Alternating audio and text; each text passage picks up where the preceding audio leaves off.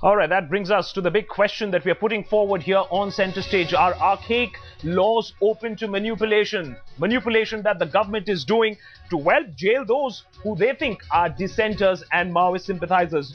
To analyze the law and whether it needs some sort of amendment, Soli Sorabji is joining us, and so is Majid Memon, perhaps two of the best people who can explain to us exactly where we should be heading. The political fallout also, Shakil Ahmed joining us, and also Varavar Rao to give us a Maoist perspective. But at this point of time, my first question to Mr. Sorabji, sir, do you honestly think that this law of sedition should be now revamped, given the fact that you have a man who's at the most a courier been sentenced to life in prison?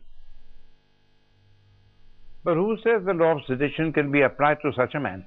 The law of sedition has been toned down by the Supreme Court.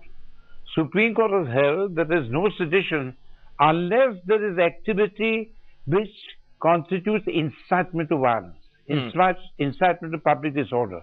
It's a misapplication of the law by the judge, by the sessions judge. So correct me if I'm wrong, support to a band, and I'm quoting here, support to a banned organization will maximum for perhaps an ULFA or a Maoist organization get me section 39 of the Unlawful Activities Prevention Act, that is 10 years at the maximum. Then, sir, how did this traversity of justice happen? How come a man can be given such a harsh punishment if there is no provision for it? First of all, let's be clear whether the judgment is correct. In my view, the judgment is totally erroneous. It's not based on any cogent, unimpeachable evidence of Sen's doing something which should come under either of these acts. Okay. Then the question is of sentence.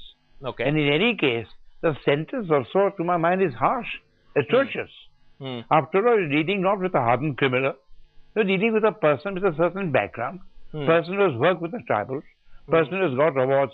Not that such a person cannot be guilty of an offense if he has committed it. Okay. But the sentence is savage. Okay. Before I go across to Majid Memon, a quick word from Shakil Ahmed. Mr. Ahmed, this case, of course, has international ramifications also. Is the Congress now taking a look at this case, or you're too busy with Telangana? Does Binayak Sen now ring a bell in 10 Janpath?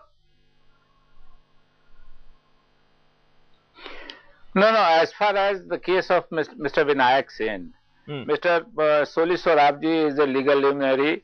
He can comment adversely upon a court's judgment, but I, as a representative of a political party, cannot comment adversely on the pronouncements of a legal judgment. But if there is any discrepancy or there are any discrepancies in the prosecution, there are remedial measures. Either the prosecuting agency can try to make amends, or there are options in the legal field. Mr. Ahmed, let me put it this way. Mr. Ahmed, there are many people who say that the BJP government, the Raman Singh government in Chattisgarh, has a previous problem with Mr. Sen. It conveniently chose to impress upon the courts that this is a dangerous man and he should be packed off to jail. Would you say that there is a clear-cut case here that people might make that this is a case of the state subverting the judicial process, trying to impress its views on a trial court?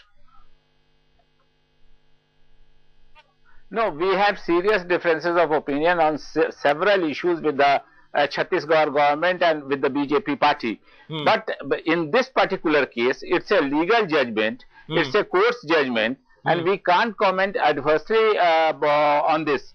But there are remedial measures. Dr. Sen himself or people working on his behalf to go to a larger bench or can go to higher court for the remedial measure, or the prosecuting agency, if there are discrepancies in the prosecution, they can rectify it.